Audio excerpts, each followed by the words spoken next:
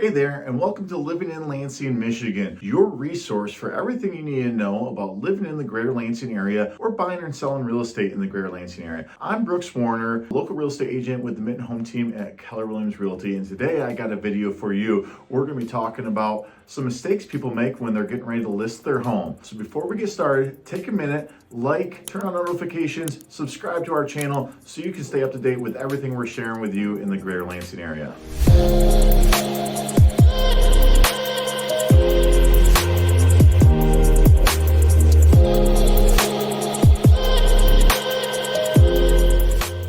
Okay, today I'm going to share some of my professional opinions about things you want to make sure you do if you're thinking about selling a home. So if you are planning to sell a home this year or next year, it's on your radar at all, and you want to hear a couple of my suggestions or mistakes that I've seen people make in the past, I got a list for you today. Number one on my list is going to be overpricing your home. Pricing a home is a very strategic thing, and even being off by a little bit can make major differences in your results. Okay, so buyers today are more savvy than they've ever been. They're looking at houses, spending way more time looking at houses online than they ever have in the past. So you're really being critiqued and compared to the other homes in the market. So two things I'll say is don't only look at the sold comps, look at what your active competition is to help you figure out what you should be pricing your home at. And like I said, it can be really small differences can make a huge impact. I will tell a quick story about a home that I listed. This has been quite a few years ago now, and the prices were not quite as high as they are now, but it is my best example of how a little price difference can make a big impact. So I made a suggestion of a list price, and the seller wanted a little bit higher than that. So we listed for $7,500 higher than what my recommended price was. We went by 2 weeks with no offers. Finally, the seller said, yep, you know what, Brooks, I think you were right. Let's go ahead and drop that price to your recommended price. We actually ended up getting an offer the next day for $5,000 over what the home was currently listed at, only $2,500 less than what it was listed at just the day before. So that small difference triggered an instant offer over asking price and actually got really close to what the seller had initially asked. So buyers are looking at houses more than they've ever been, albeit online. They look at them over and over again and compare one house to the next over and over again. So pricing is really key. Don't just look at sold comps, look at what your active competition is, and a small change in price can make a big difference in selling a home. So there's my 2 cents on pricing your home. My number two thing is going to be neglecting some small repairs. So oftentimes there's really a handful of small repairs that you can do that will give a pretty big impact to the buyer when they're looking at the home, which may sound silly. So a couple of those are fixing nail holes, tightening doorknobs, making sure cabinet knobs and things like that are all tight to make the home seem really well maintained. Another big one is burnout light bulbs. Like, even though that's a simple fix, when someone's tuning your home, that can actually have a pretty large impact on their experience. So let's take care of some of the small repairs that we can do, maybe touch up paint depending on the situation. And then ultimately, I would really suggest that you're connected with a real estate agent that can help you know what is important and what is not as important. But nail holes, touch up paint, make sure all doorknobs and cabinet knobs are tight and that all light bulbs are working.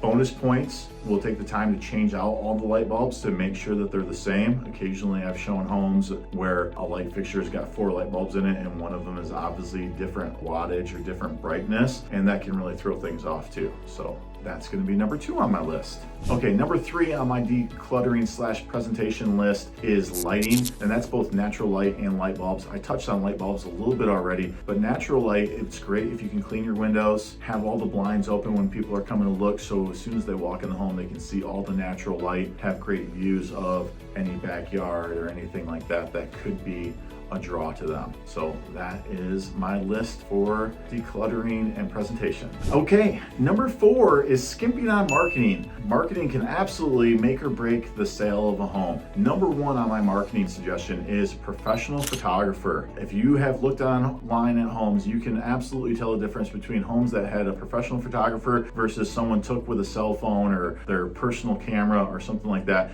and it can make a huge impact on viewing the homes online. Along with that, I also recommend drone shots, twilight shots, other things like that that are really eye-catching for potential buyers. So that's important. Another one is most photographers nowadays will do a floor plan. Highly suggest a floor plan. If you look at NAR's profile of home buyers, floor plan is actually the third most important thing to them when viewing homes online. So having a floor plan available is really a major bonus as well. Might go without saying, but making sure that your home is showing up on all the major third-party websites where people are searching for homes. Very, very important that they are getting all the online exposure possible. And last on this list is going to be a unique description of the home that has great keywords that people are searching for and stand out, and those are going to be subject to the house itself. So making sure that you take the time to make a great description, use AI to help with descriptions, are all things that you should be considering if you're selling a home,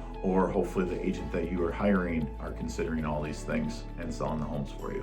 Number 5, some of you sellers are not going to love hearing this. It is your home. You are in control. However, making showings exceptionally difficult is going to hinder your ability to sell a home. So what I mean by that is extreme notice requirements, 24 hours, that's pretty acceptable, but there are some sellers out there that really want that extended out further. They want more than 24 hours notice for a buyer to come look at a home, and that's gonna impact your ability to get people in to see the home. Limiting it to a couple days a week, also not the best for getting the home sold. So having the home available, I understand that people have to live in their homes and they have personal things going on, so I'm not saying you should be able to run out the door as soon as a buyer wants to look at your home, but making it as easy as possible for buyers to come view your home so they can fall in love with it and write you an offer is going to be my number 5 on the list of mistakes that sellers make, being too difficult on getting a showing scheduled. Okay, moving on to mistake 6. This one is a little bit different. Now we're talking about after you've already received an offer, because people have been looking at your home. Taking the offer personally. I know that it's your home. I know that you love it. You have a ton of emotional attachment to it. It has been a great home for you. That being said, try not to take any offers and any feedback personally. You want to try to look at them at a logical standpoint and how they are going to help you achieve your goal of selling your home and where you're going to next. This is another one where I'm going to plug a real estate agent. It's really hard for sellers to remain logical in these situations from time to time. So get yourself a great agent that will truly listen to you, let you have the emotional feelings around things that are going on when it comes to selling your home, but then they can also be there to help guide you through logically to make sure that you are making the best decision for your goals and your future. Okay.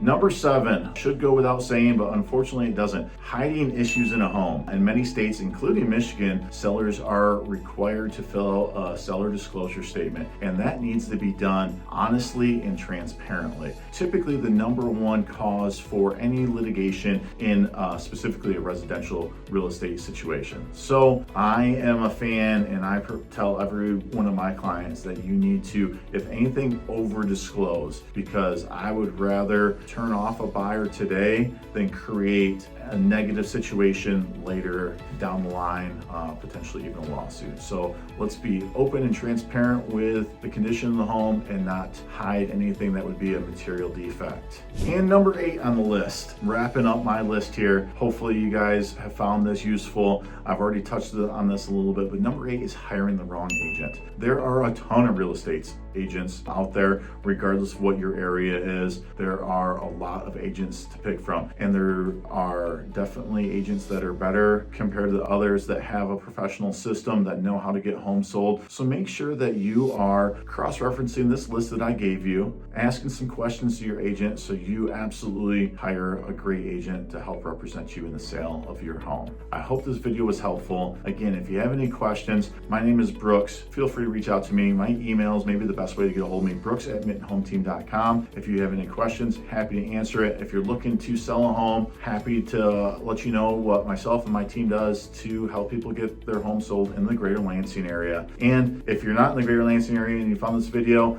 still feel free to reach out to me. I have a great network of agents that will help you do all of these things to the best level possible when selling your home. Thanks, everyone.